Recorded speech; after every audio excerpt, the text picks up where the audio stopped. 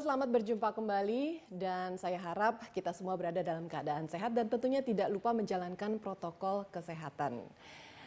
Anda berjumpa kembali dalam program Leaders Corner, special interview with Menpora bersama saya Frida Litwina. Lahirnya desain besar olahraga nasional tentunya membawa angin segar bagi dunia keolahragaan di Indonesia dan tentunya bagi peningkatan prestasi para atlet di Indonesia. Namun kita tahu bahwa prestasi bukanlah sesuatu yang instan dan terjadi begitu saja, namun membutuhkan proses yang cukup panjang. Dan tentunya ini berkaitan dengan tata kelola, pembinaan, dan pengembangan ekosistem keolahragaan di Indonesia. Untuk itulah desain besar olahraga nasional ini dibuat melalui berbagai tahap yang meliputi periode 2021 hingga 2045. Dan desain besar olahraga nasional ini tentunya kita harapkan dapat memberikan hasil kinerja yang dapat dirasakan oleh kita semua.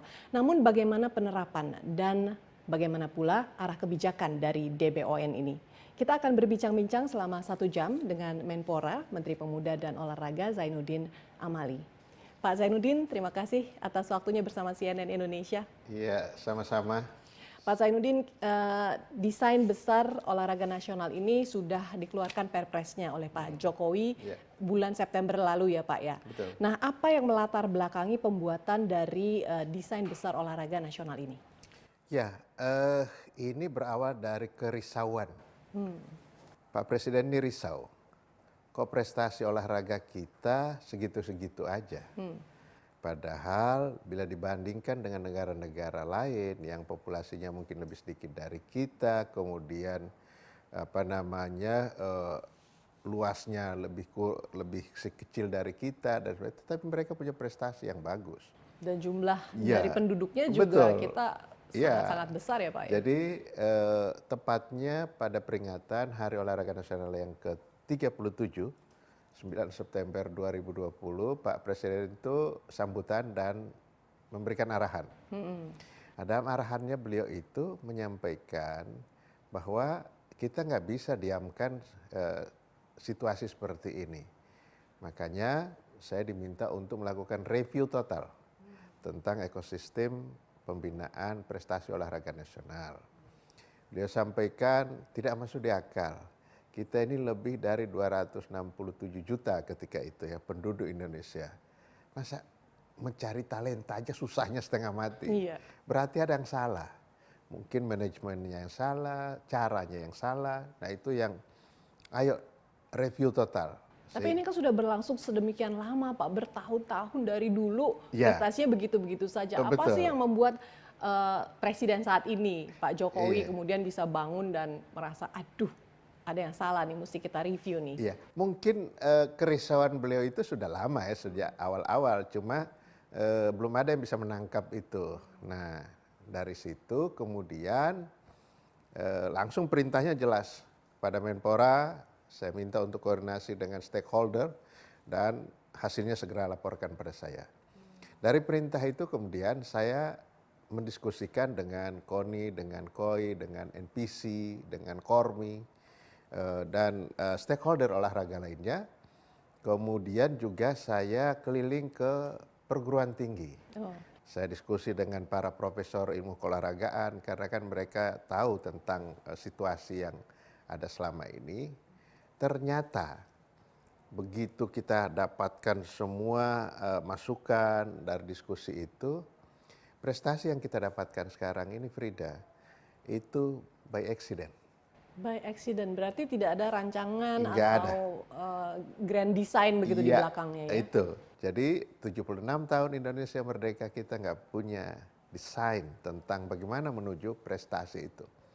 Nah dari situ kemudian kita petakan, apa sih masalah yang kita hadapi dari olahraga ini, olahraga Indonesia, dari hulu sampai hilir kita petakan, hulunya adalah tentang kebugaran.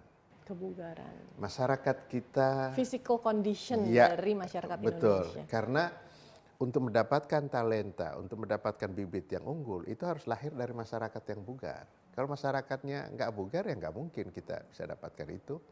Nah, setelah kita lihat yang pertama itu adalah tingkat kebugaran masyarakat kita rendah. Itu ternyata rendah ya? Iya, dan itu bisa dibuktikan pada saat pandemi. mereka yang terpapar, tetapi kalau dia bugar itu pasti 4-5 hari sudah recovery. Tapi kalau yang tidak bugar itu bisa fatal malah ya, ada meninggal dan sebagainya. Nah itu kemudian hal-hal lain, orang tua itu banyak yang tidak ikhlas anaknya mau jadi atlet karena masa depan nggak jelas. Oke, jadi di samping masalah memang kebugaran kita juga masih kurang, Ya, ada halangan berikutnya nih. Ya. Dalam suatu keluarga orang tua belum Iya. terlalu rela kalau anaknya jadi betul. atlet ya Pak? Kan kita lihat rata-rata atlet-atlet kita kan berasal dari keluarga-keluarga yang kurang mampu dan lain Iya. sebagainya. Iya. Nah di situ mungkin ini harapan mereka untuk bisa memperbaiki. Tetapi bagi yang misalnya sejak lahir gizinya sudah baik dan sebagainya, itu mikir untuk menjadi atlet kan masa depan nggak jelas.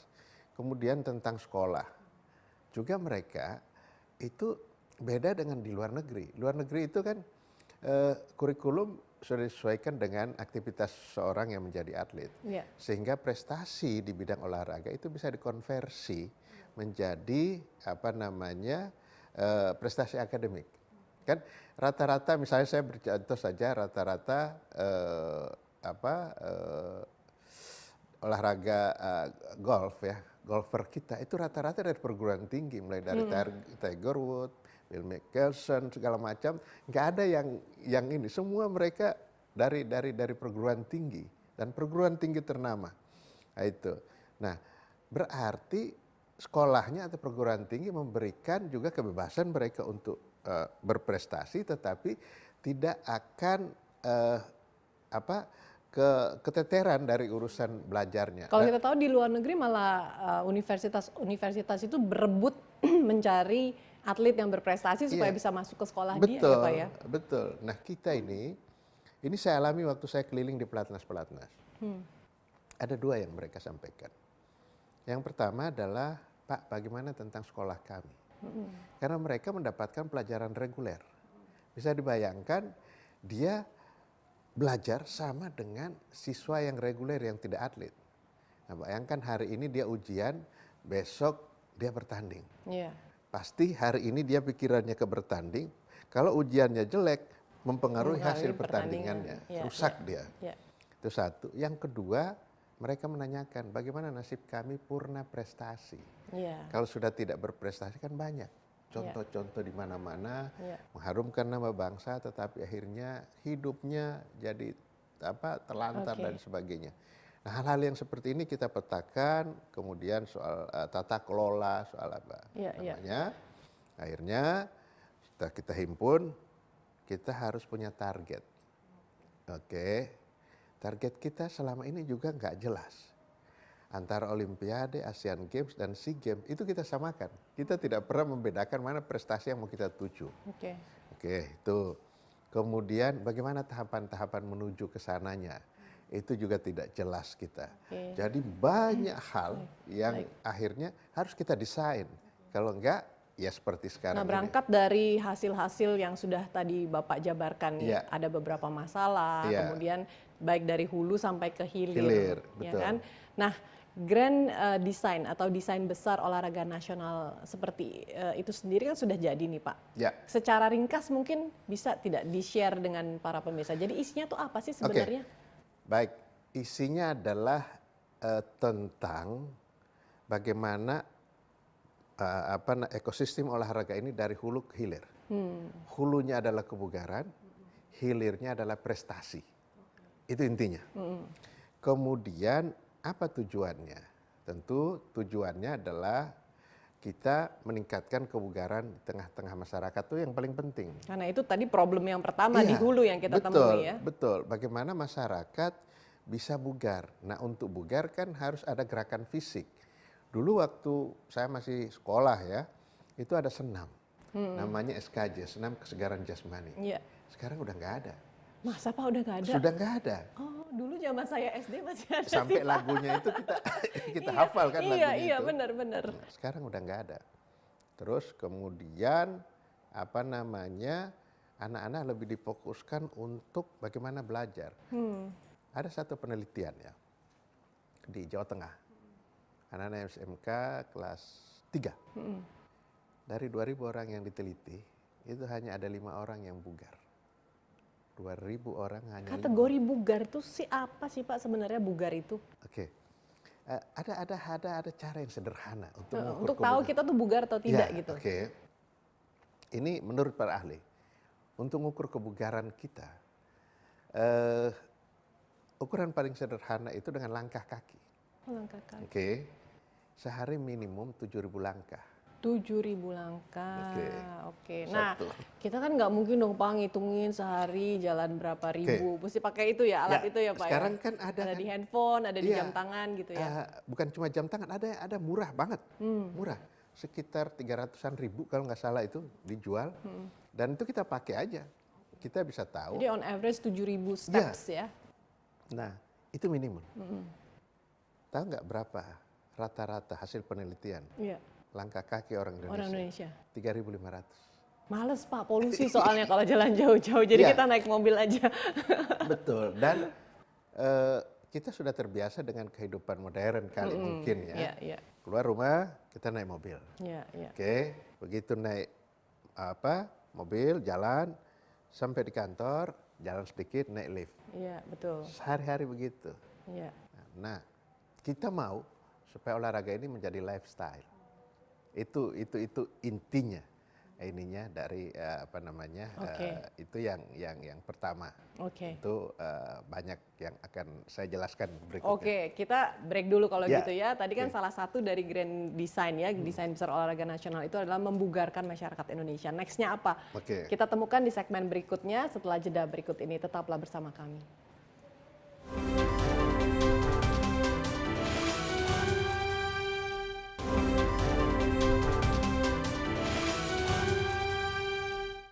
Anda kembali di Leaders Corner, masih bersama saya Menpora Zainuddin Amali. Dan kita masih berbicara mengenai desain besar olahraga nasional. Pak Zainuddin tadi sudah panjang lebar nih diceritakan DBON itu apa dan kemudian poin apa yang akan dicapai ya dalam Oke. DBON itu. Yang pertama tadi membugarkan masyarakat Ya. Indonesia. Terus yang kedua apa Pak? Yang kedua, DBON ini dimaksudkan untuk menjadi panduan. Panduan untuk para pelaku olahraga. Kan selama ini kita bergeraknya sendiri-sendiri. Pemerintah pusat jalan sendiri, pemerintah provinsi sendiri, pemerintah kabupaten kota sendiri. Sehingga tidak ada sinergi antara daerah dan sampai ke tingkat pusat. Di tingkat pusat pun sama. Jadi orang memandang seolah-olah urusan olahraga itu hanya menjadi urusan Kementerian Pemuda dan Olahraga. Urusan Menpora saja. Padahal tidak. Saya nggak bisa gerak sendiri tanpa dukungan kementerian lembaga lainnya. Atau dukungan dari para gubernur, bupati, dan wali kota. Nah, di situ diatur. Ya. Di situ diatur semua, bahkan tim koordinasi di tingkat pusat itu langsung dipimpin oleh Bapak Wakil Presiden. Oh, oke. Kemudian wakilnya Menko PMK, pelaksana hariannya Menpora. Oke, anggotanya itu ada Mendagri, ada Menteri Keuangan, Menteri PUPR. Dan ini secara formil tertulis di dalam DBON itu Pak di ya? dalam Perpresnya. Oh, di dalam perpresnya. Ya. Oke. Jadi Perpres 86 tahun 2021 menuliskan itu lampirannya tentang DBON. DBON. Gitu. Oke. Nah, ini diminta untuk sinergi. Semua antara organisasi induk cabang olahraga juga harus sinergi dan itu panduannya jelas. Nanti sebentar lagi akan lahir roadmap-nya, peta jalannya. Ya, ini desain, kemudian roadmap-nya seperti apa. Oke. Yang selanjutnya adalah kita ini mau menuju kemana. Ya. Oke. Akhirnya diputuskan bahwa target utama kita Olimpiade. Olimpiade targetnya, bukan SEA Games, Asian Games Tidak, dulu Pak? tidak. Asian Games dan SEA Games itu adalah sasaran antara saja. Oh, oke. Itu. Tetapi bagaimana menuju Olimpiade? Tadi sudah disampaikan bahwa target kita sampai 100 tahun Indonesia merdeka. Oh, oke. Yakni 2045.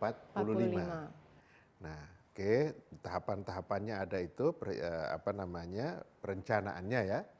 Tetapi ukuran-ukurannya harus melalui Olimpiade.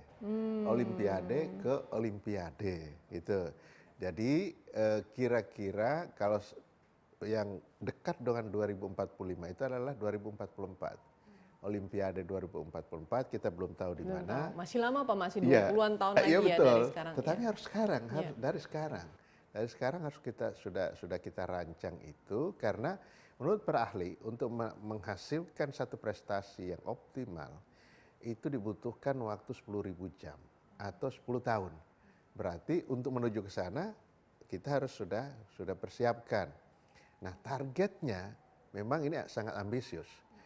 2044, Olimpiade 2044 dan Paralimpiade 2044, Indonesia itu berada di peringkat 5 dunia. 5 dunia. Ya. Sudah dicantumkankah emasnya dari cabang mana saja? Belum. Belum ya Pak ya? Belum. Nah, awalnya saya itu termasuk yang nggak percaya. Masa sih kita bisa dengan, kan tahu sekarang dia peringkatnya berapa? Iya kan? Ratusan lah Mas. Tetapi kemudian diyakinkan oleh para profesor, oleh para praktisi, para pelaku olahraga, bisa asal kita fokus. Sekarang ini kan banyak cabang olahraga dibina oleh kita. Di KONI itu ada sekitar 72 atau 73 cabang olahraga. Nah, fokus kita kemana? Yang pertama kita cari cabang olahraga yang dipertandingkan di Olimpiade. Oke. Jadi Olympic number, memang nomor-nomor Olimpiade. Jadi kita fokus di cabang-cabang yang nantinya memang akan dipertandingkan di Olimpiade. Betul. Dimulai dari cabang-cabang olahraga itu. Ya, karena target kita kan Olimpiade, supaya nyambung gitu loh. Oke, nah kita pilih.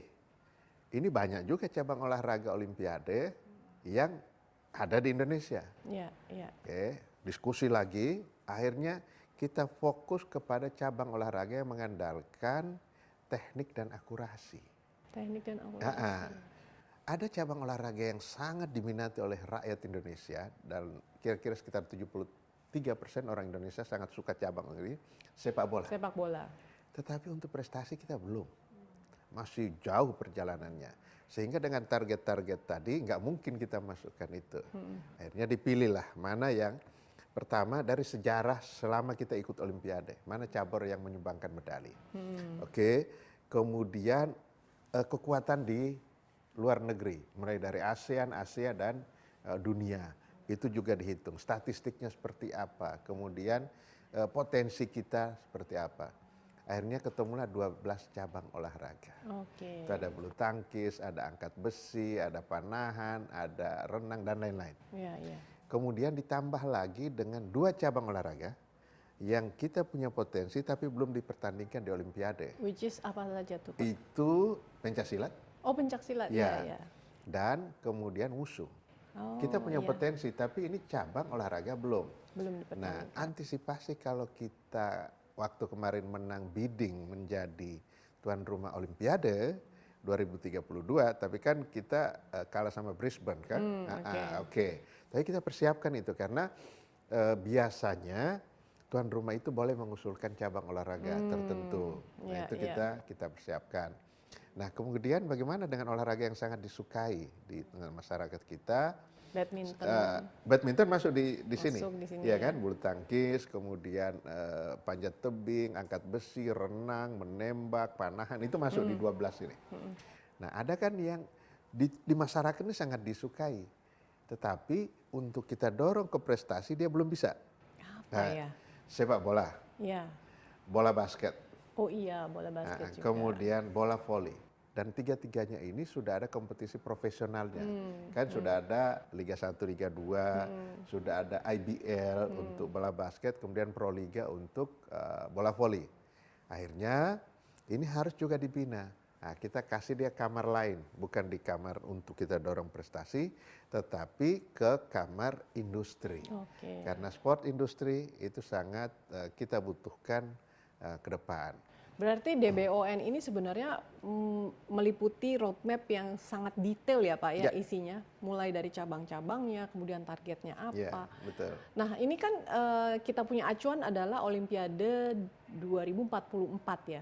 Berarti atletnya itu yang sekarang mungkin belum lahir nih Pak, yang nanti akan berlaga di 2044 begitu kan? Umur-umur setahun 2 tahun lah. Iya. Nah bagaimana kemudian cara dari pemerintah untuk mengenali bibit-bibit, mencari calon-calon penyumbang medali itu nantinya. Apakah itu juga tercantum di DBON?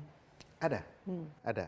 Jadi kita nanti di ujungnya itu akan menjadi atlet elit nasional.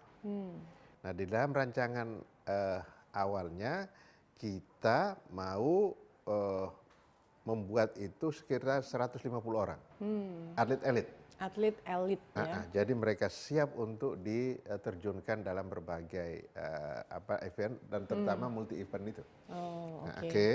Nah, ini berasal dari mana?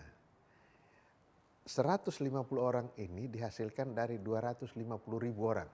Oh, oke. Dari mana 250.000 orang? 250.000 orang ini tersebar di berbagai sentra-sentra. Nah, di dalam DBON ini kita ada 10 sentra pembinaan atlet usia muda, talenta, bibit-bibit di berbagai tempat.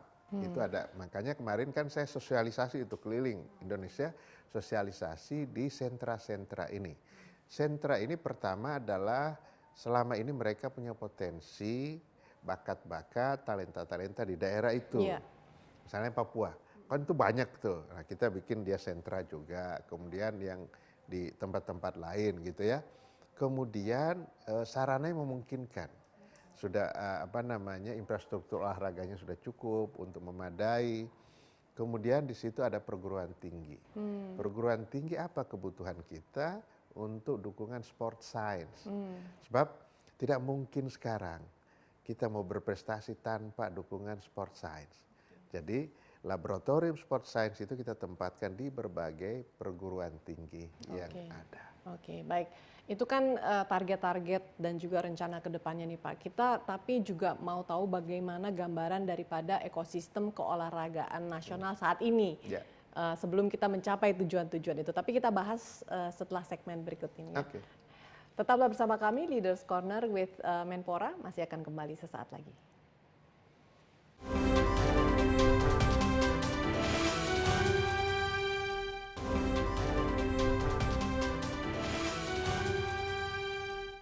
Terima kasih Anda masih setia di Leaders Corner dan masih bersama saya Menpora Zainuddin Amali dan kita masih berbincang mengenai DBON, Desain Besar Olahraga Nasional.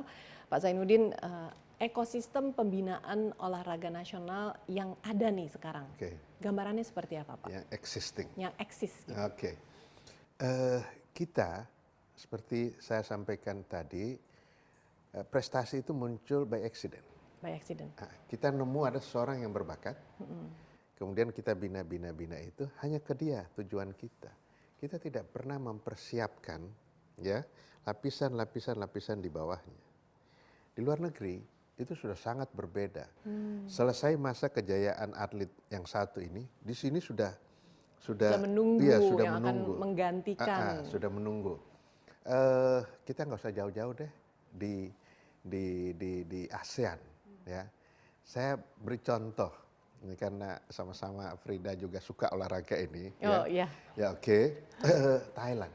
Betul. Ya, di pegolf putrinya. Iya. Kan begitu ini selesai ada lagi satu lagi.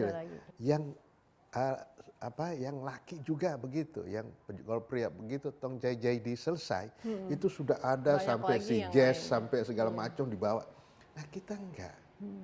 Kita begitu Rory selesai, udah nggak ada lagi di bawahnya kita. George Gandra. Iya kan? Iya, itu dan akhirnya kita nggak bisa Masrin itu selesai juga selesai kan nggak ada. Apakah keterlibatan dari pihak swasta Pak mungkin perlu diharapkan karena kalau kita tahu kan di negara-negara lain seperti Jepang, Korea, Thailand, dukungan dari perusahaan-perusahaan untuk mensponsori kemudian memberikan jaminan finansial begitu kepada calon-calon atlet itu begitu besar. Di Indonesia tampaknya kurang ya Pak ya? Di Indonesia belum ada. Indonesia itu kita akan jor-joran memberi bonus kalau juara. Kalau juara, tapi kalau sebelumnya tidak ada bentuk support apapun. Nggak ada. Jadi memang benar-benar mereka ya dibina seperti itu, seperti apa adanya. Nah sekarang ini kan pemerintah mau nggak mau dengan adanya DBON, harus sudah tahu. Mulai berangkat dari yang 250.000 tadi, kemudian terseleksi menjadi 31.750, terus. Mungkin ada baiknya seperti mencontoh pencarian bakat penyanyi mungkin gitu Pak ya. Jadi sama seperti mencari atlet juga seperti itu ya. Betul, yang idol itu kan. Iya. Itu dilakukan seperti itu. Makanya ada di 10 sentra. Yang 250.000 orang itu itu kita menggunakan big data dan kita sudah kerjasama dengan salah satu perusahaan BUMN yang mengelola itu supaya apa? Supaya nggak terlambat kita. Di beberapa cabang olahraga terlambat kita menemukan, misalnya untuk basket, kita tiba-tiba kata teman-teman di basket itu ketemu anak orang usia, tinggi sekitar 2 meter lebih, sangat diperlukan, tetapi telat ketemunya. Umurnya sudah berapa Pak berarti? Itu mungkin sudah masuk 20-an. Jadi sudah untuk dibentuk lagi sudah susah gitu loh. Nah, ini salah satu juga masalah di kita. Makanya saya bilang tadi Pak Presiden sampaikan jutaan nih talenta di seluruh Indonesia. Benar. Cara kita aja yang nggak bisa. Oke. Nah, itulah ekosistem kita sekarang ini. Nah, kalau bicara mengenai reward, begitu kan tadi katanya Pak Zainuddin setelah dia berprestasi kemudian baru dikasih reward atau penghargaan. Apakah di dalam DBON ini kemudian ada suatu plan yang berbeda begitu bahwa sebelum dia berhasil ada bentuk-bentuk motivasi yang akan diberikan sebelum prestasi tersebut dicapai, misalnya seperti apa Pak desainnya? Bagi mereka yang di dalam pemantauan dan pembinaan kita, pertama dari sisi pendidikannya itu akan kita perhatikan betul. Sebab itu menjadi modal dia. Kalau tahu juga dia berhenti menjadi atlet kan dia ada modal. Kalau tidak nggak bisa. Kalau tiba-tiba cedera, tiba-tiba ada injury dan lain sebagainya kan kita nggak bisa apa-apa. Oke, itu. Kemudian kita bagi mereka yang memang benar-benar berprestasi ya. Kalau yang cuma coba-coba yang ini tentu kita nggak touch itu. Oke. Dia pilihannya apa? Menjadi ASN kah, pegawai negeri, menjadi masuk ke polisi kah, ke TNI kah, itu sudah ada. Bahkan sekarang BUMN kita, saya sudah ada komitmen dengan Pak Erik ya, akan menjadi bapak angkat. Oh gitu. Dari cabur-cabur yang ada. Bapak angkatnya bukan hanya untuk sponsorship, untuk kejuaraan, tidak. Dari pembinaan, kemudian tryout kemana-mana itu akan dibiayai oleh BUMN ini, termasuk setelah itu. Setelah dia selesai, dia bisa kerja di BUMN itu, ya silahkan kalau dia berminat atau dia mau wira swasta, ya dibekali dengan ilmu-ilmu menjadi entrepreneur. Nah itu yang selama ini tidak ada. Ya. Perlu jaminan rupanya ya kalau para atlet tersebut mau fokus untuk jadi atlet gitu Pak ya, karena dia tidak perlu memikirkan hal-hal lain jadinya. Nah, dalam menjalankan visi misi dari DBON ini ada yang disebut prinsip ini saya kutip ya Pak, MAS, excellence, measurable, accountable, dan systematic and sustainable. Nah, ini apa maksudnya nih Pak prinsip ini? Apakah tadi yang sudah dijelaskan memang semuanya pangkal dari prinsip ini, emas ini? Berkaitan. Gini, akuntabel itu kita lihat dari tata kelola. Mulai dari tata kelola pengelolaan pembinaannya. Kan berbeda-beda sekarang ini, nggak ada standar. Nah ini kita akan standarisasi. Kemudian dia juga harus sistematis. Excellence, measurable, accountable, systematic, sustainable. Ya, betul. Excellent itu berarti ada sistem yang kita gunakan dan dia tidak bisa ya karena punya bakat saja. Tidak boleh by accident aja. Iya, by gitu accident ya. itu. Kemudian sekarang ini kita tidak mungkin lagi melepaskan dari sport science. Nah, sport science itu yang akan memandu. Misalnya sekarang untuk saya beri contoh, kita target Olimpiade 2032. Berarti usia 23 saat itu ya 23-24 kan itu peak performance. Nah maka kita cari anak-anak yang sekarang umur 10, 11, 12, 13. SD, SMP dong Pak ya range-nya ya? Ya sekitar segitu. Karena kalau sudah lewat dia sudah susah untuk dibentuk dan kemudian kita akan buat sistemnya dia. Akan buat sistemnya dia. Kemudian sesuai tidak dengan kondisi anak ini. Dia kepingin main bulu tangkis. Ternyata dia cocoknya karate misalnya gitu. Nah itu yang measurable itu tadi itu yang benar-benar kita sesuai dengan apa yang dia ini kan. Kemudian sistematikanya ada. Itu saya bilang tadi 250, kemudian terseleksi 31.750, kemudian 3.750, 750 dan terakhir 150. Jadi berjenjang. Dan ini tidak boleh putus, sustainable. Terus. Ini kelihatan atlet ini sudah mau selesai. Nah, di sini sudah ada 3-4 pelapis lagi. Nah, dorong. Oke. Itu. Baik, menarik sekali Pak grand design dari olahraga nasional ini. Tapi tentunya para pemirsa juga ingin tahu bagaimana sih nanti detail pelaksanaannya. Karena DBON ini begitu besar cakupannya, begitu ambisius Pak ya. Tapi kita mau tahu benar nggak sih bisa dicapai. Nanti kita gali lebih dalam detail-detail mengenai DBON ini. Tapi setelah jeda berikut, pemirsa tetaplah bersama kami Leaders Corner bersama Menpora Zainuddin Amali akan segera kembali sesaat lagi.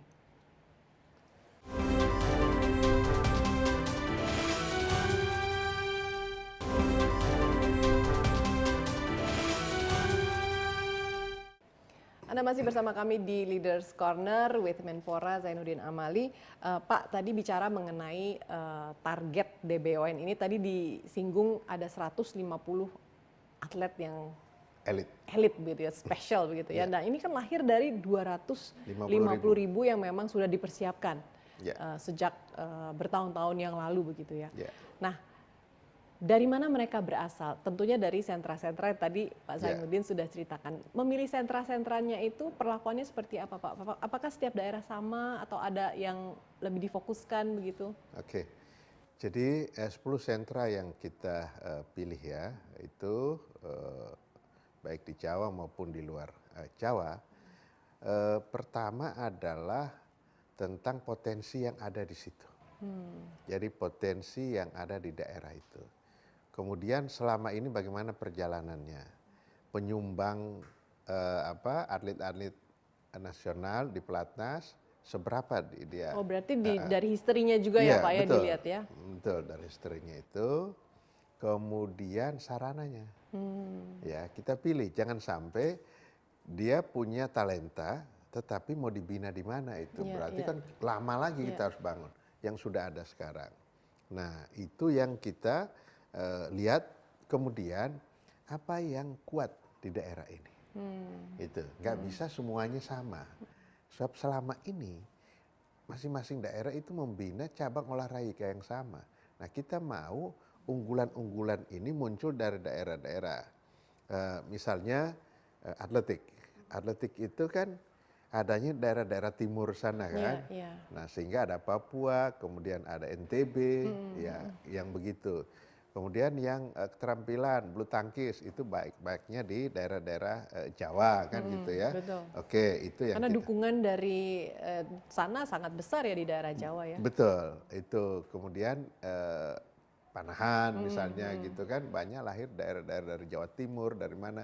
Nah hal-hal yang seperti ini menjadi perhatian kita sehingga nanti kepada daerah-daerah ini kita akan pandu. Anda sebaiknya membina ini. Dan ini akan kita pantau terus. Jadi kalau orang berprestasi badminton begitu dari Sulawesi, nantinya dikirim berlatihnya ke Jawa juga Pak? Seperti itu? Nanti kalau dia sudah muncul sebagai elit pasti di kita, di Cibubur. Tetapi kalau misalnya dia dari Sulawesi, oke, di sana sentranya kan ada di Sulawesi Selatan. Nah, seberapa banyak talenta badminton atau bulu tangkis di sana. Kalau dia memang tidak begitu banyak, kita akan tempatkan di tempat yang banyak.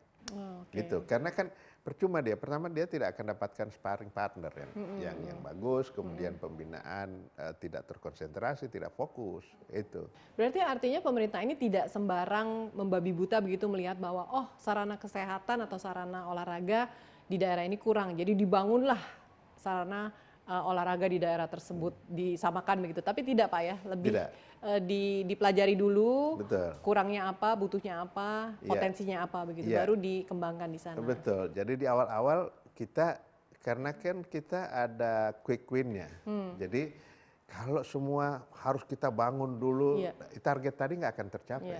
Nah kita lihat mana, seperti misalnya Papua ya. Papua itu kan venue-venue bekas PON kemarin kan bagus-bagus ya, bahkan ada standar internasional. Nah kita harus manfaatkan itu. Nah, apa yang cabang olahraga apa yang kita akan bina, kita akan tempatkan di situ. Itu juga tempat-tempat yang lain, Jawa Barat, Jawa Timur, Jawa Tengah, DKI, itu akan. Pak, kalau dilihat dari demografis begitu, katakanlah kepadatan penduduk, apakah itu berhubungan dengan prestasi olahraga di daerah tersebut, Pak? Apakah ada seperti misalnya Jawa begitu, karena Jawa penduduknya lebih padat, pasti prestasinya lebih bagus daripada daerah lain. Iya, itu selama ini karena ketersediaan infrastruktur ya, sarananya, fasilitas yang ada sehingga memudahkan untuk anak-anak kita, untuk para atlet-atlet, talenta-talenta itu untuk berlatih. Kalau di luar-luar sana kan sarananya masih kurang, sehingga potensi-potensinya juga tidak bisa terlihat. Akhirnya mereka ada yang harus ke tempat-tempat yang sudah lengkap. Itu memang kenyataannya seperti itu. Nah, ini secara perlahan, di samping kita mengejar target tadi, ini juga akan kita buat pemerataan. Tetapi itu masih secara perlahan. Kita quick win-nya dulu yang kita mau kejar ini. Nah, mengenai sumber daya nih Pak, kalau tadi di sentra-sentra situ sudah ditemukan nih calon-calon atlet, yang melatih mereka kemudian siapa? Apakah sudah ada yang memang diarahkan untuk menjadi pelatih begitu dari sekarang? Di situ saya tadi sebutkan, kita perlu diperlukannya perguruan tinggi, khususnya perguruan tinggi yang ada fakultas keolahragaan. Kan di situ ada jurusan atau program studi kepelatihan. Nah, itu di samping yang kemudian kita kursuskan dan lain sebagainya. Tinggal kita lihat kebutuhannya bagaimana. Kebutuhannya bagaimana dan apa yang harus kita bantu pada daerah itu supaya match, jangan sampai dia butuh A kita kasih B. Ya kan? Akhirnya ya sia-sia apa yang kita lakukan itu. Nah, kalau ada perguruan tinggi, saya beri contoh ya, seperti NPC. NPC itu yang menaungi atlet-atlet yang disabilitas. Mereka di Solo. Kenapa dia di Solo? Karena di sana itu ada rumah sakit Dr. Suharso yang untuk yang cacat dan sebagainya. Kemudian ada Universitas Negeri 11 Maret. Nah, UNS itu bahkan ada dosen-dosennya yang menjadi pendamping pada saat di Paralimpiade yang lalu ya di Tokyo. Dan kemudian mereka mendedikasikan dirinya untuk mendampingi para games kita, atlet-atlet para games kita. Jadi kalau ditanya dari mana ya kebutuhannya dari perguruan tinggi. Dari perguruan tinggi. Apakah kemudian memungkinkan nantinya pemerintah untuk memanggil sumber daya dari luar negeri begitu? Kalau kita lihat kan untuk cabang sepak bola, untuk cabang tenis mungkin. Bisa aja, itu tidak tertutup kemungkinan. Artinya kebutuhan kita sejauh mana, tetapi yang kita butuhkan itu dia datang untuk mentransfer pengetahuannya tentang kepelatihan, tentang bagaimana cara melatih yang benar, tentang menghadapi anak-anak, karakteristik anak-anak Indonesia dan sebagainya, itu kita butuhkan. Nah, tetapi kemudian juga ada cabang-cabang olahraga yang secara mandiri itu mendatangkan pelatih-pelatih yang dari luar negeri, misalnya PSSI undang pelatih dari luar, kemudian menembak itu ada dari luar, renang juga itu ngundang dari luar, nggak ada masalah. Nah, ada stakeholder yang terkait yang kemudian berpartisipasi dan sudah masuk nih dalam grand design ini, dalam desain besar olahraga nasional ini. Bagaimana kita mengukur komitmen daripada setiap stakeholder itu, Pak? Ya, sangat mudah untuk melihat itu. Dia tanggung jawabnya apa, kan gitu ya. Nah, kan kita ada evaluasinya, ada monitoring dan evaluasi. Jalan nggak yang diberikan tanggung jawab kepada mereka masing-masing itu sesuai dengan karakteristiknya.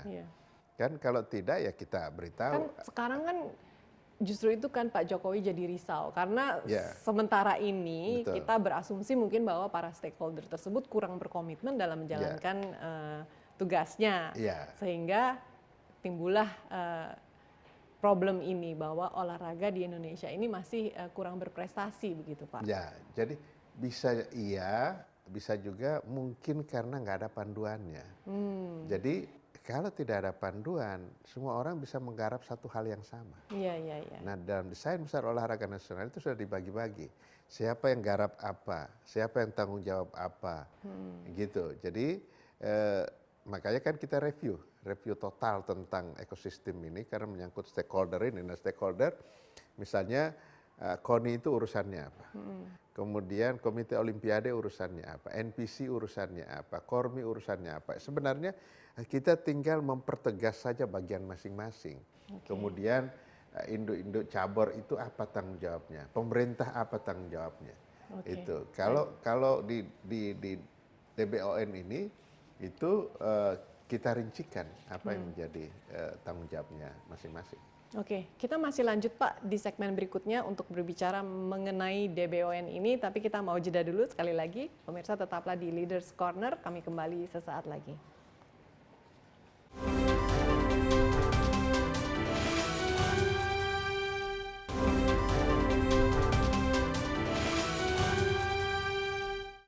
Kita sampai di segmen terakhir Leaders Corner, masih bersama saya Zainuddin Amali, Menteri Pemuda dan Olahraga. Kita masih bincang-bincang mengenai desain besar olahraga nasional. Pak, setelah tahu secara rinci nih DBON itu apa, targetnya apa, prospeknya ke depan apa yang kemudian dihasilkan oleh DBON ini terhadap sports tourism mungkin? Ada kaitannya kah ke sana? Ya, jadi sekarang ini kita harus juga melihat bahwa olahraga itu ada dampak ekonomi. Oke, baik di industri maupun di turis, di wisata. Oke, saya jelaskan bahwa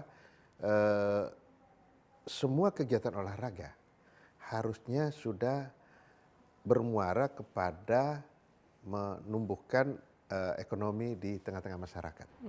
Oke. Saya beri contoh, pada saat pandemi, ada satu cabang olahraga yang berhenti kegiatannya, sepak bola. Iya.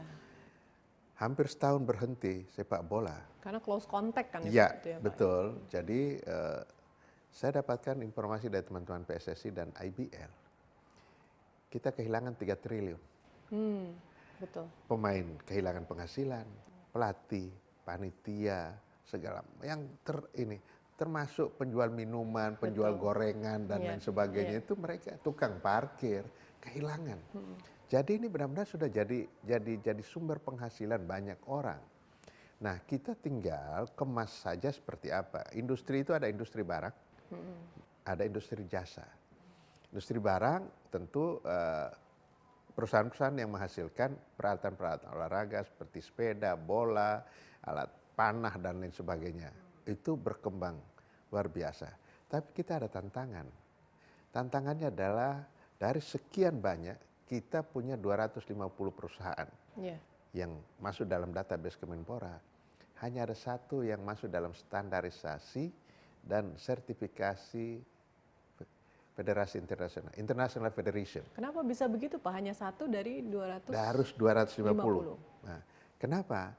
Karena sangat ketat kualitinya. Kemudian kita sudah puas dengan pasar dalam negeri saja. Kita tidak mencoba. Karena begitu besar pasar dalam negeri. Betul. Jadi kita tidak pernah mencoba bagaimana kualitas kita bisa tingkatkan sehingga terstandarisasi, tersertifikasi. Itu bicara barang. Belum lagi kita bicara tentang jasa. Kemarin kita begitu lihat meriah pembukaan PON, ya, dan opening dan closingnya luar biasa. Itu ratusan miliar biayanya. Untuk event organizer yang melakukan itu. Tetapi itu belum sepenuhnya kita tetap masih membutuhkan konsultan dari luar. Nah ini kan devisa kita terbang lagi. Itu masih pakai konsultan dari luar? Masih. Karena kita itu belum mampu secara sepenuhnya. Itu artinya kalau mau bagus ya kelasnya ya harus begitu. Berarti kan ini peluang pasar. Untuk kita bisa isi, masa sih kreativitas orang Indonesia kan luar biasa. Nah, itu. Jadi itu kemudian kita bicara soal sport tourism. Sport tourism ini potensi Indonesia luar biasa dibandingkan dengan negara-negara lain. Kita mau apa? Mau laut, mau nyelam, mau apa, dan mau olahraga laut dan lain sebagainya, lengkap di sini. Mau panjat tebing, mau ke gunung, mau apa Mau juga. golf. Iya. Nah, kita mau apa namanya arung jeram. Kita mau main golf. Lapangan-lapangan golf di Indonesia yang saya dengar dari orang-orang yang pernah main, ini surganya orang main golf. Betul. Tetapi kenapa itu belum bisa maksimal menjadi potensi? Karena kita belum kelola sebagai paket-paket wisata. Di negara-negara lain itu sudah jadi paket wisata. Itu saya dapat informasi misalnya di Thailand. Kalau kita main golf di Thailand itu jualannya paket. Tiket, akomodasi, kemudian jalan-jalannya, wisatanya, belanja-belanjanya, itu udah dijual. Jadi Pak mainnya pagi, siangnya Iya. city tour begitu Iya, Pak ya? betul. Itu sudah banyak. Kita kan belum. Orang datang saja, dia wisata apa, kemudian dia ikut main. Tidak include. Nah, hal-hal yang seperti ini tentu peluang pasarnya luar biasa. Kemudian apa namanya potensi-potensi ekonomi ya di kita. Saya yakin kalau kita garap dengan benar, ini sih dolar US yang kita akan dapatkan dari sini. Thailand, satu saat saya pernah ngobrol ya dengan petinggi yang ada di sana. Dulu kan kita kenal bahwa mereka itu mengandalkan wisata hiburan. Oke. Sekarang dia mulai geser pelan-pelan ke sport tourism. Dia mulai menjual paket-paket, padahal kan dengan segala hormat kita lebih lengkap.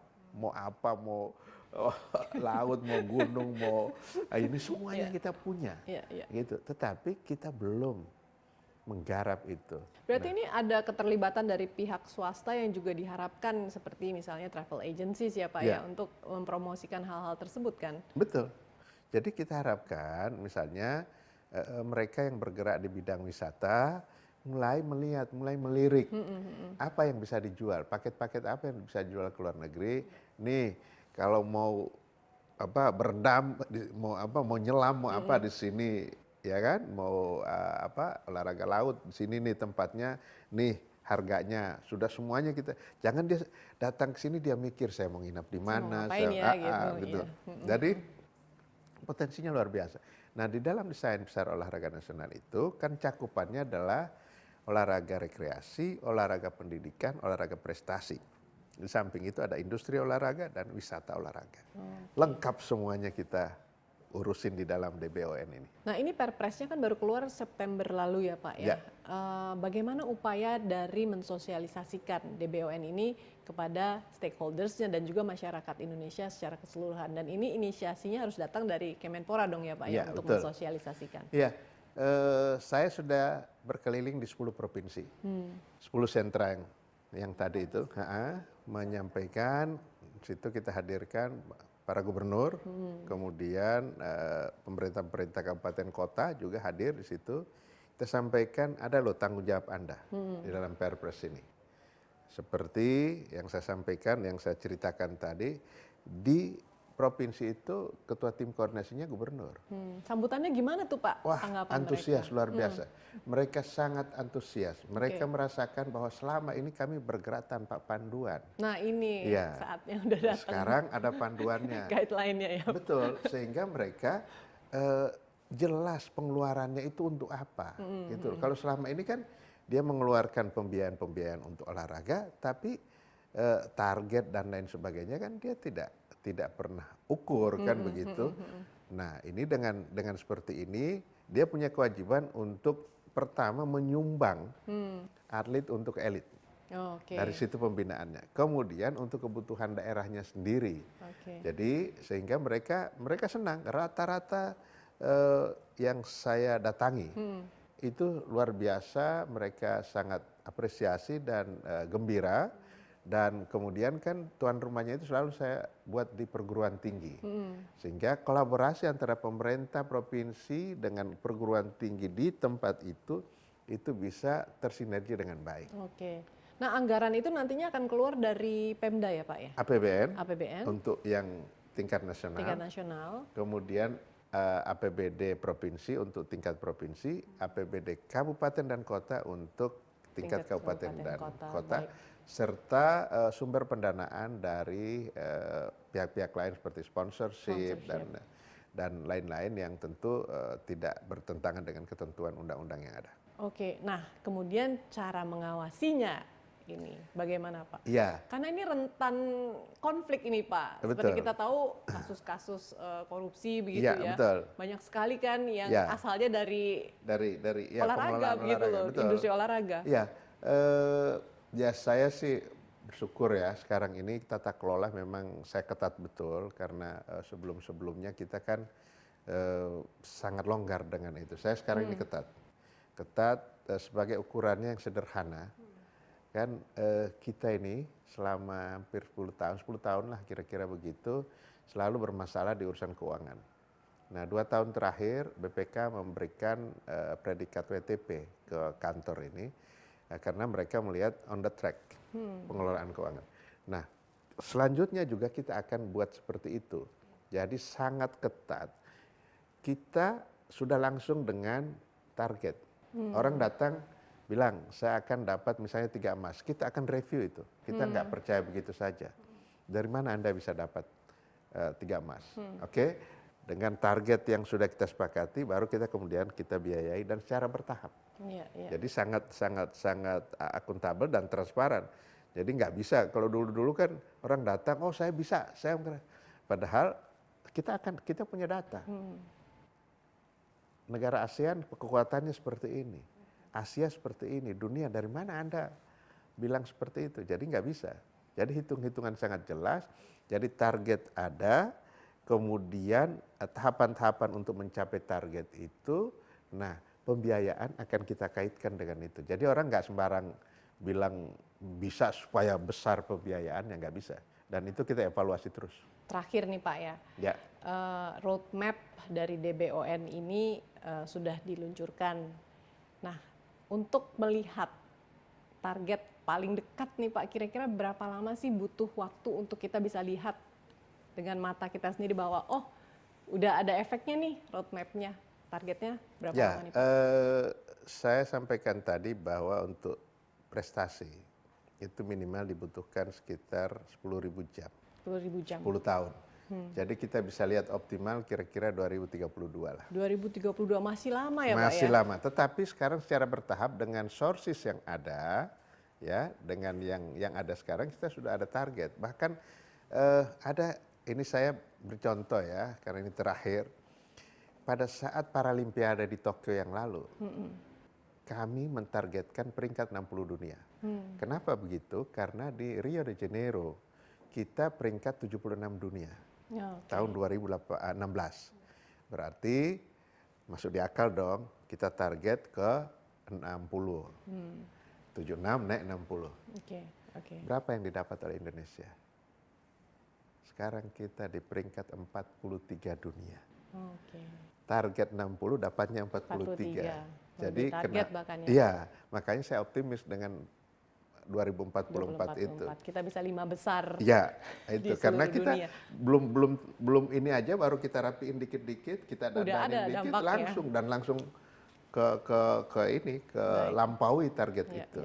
Mudah-mudahan tetap semangat terus seluruh stakeholder yang bekerja dengan DBON ini ya Pak ya. Semoga bisa tercapai di nanti Olimpiade 2044.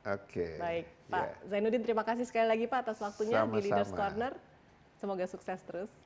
Pemirsa, demikianlah bincang-bincang saya dengan Menteri Pemuda dan Olahraga Zainuddin Amali. Mudah-mudahan nanti desain besar olahraga nasional ini bisa benar-benar melahirkan atlet-atlet nasional yang berprestasi dan mudah-mudahan target untuk menjadi 5 besar di dunia dalam Olimpiade 2044 bisa segera tercapai. Saya Frida Litwina undur diri, sampai jumpa.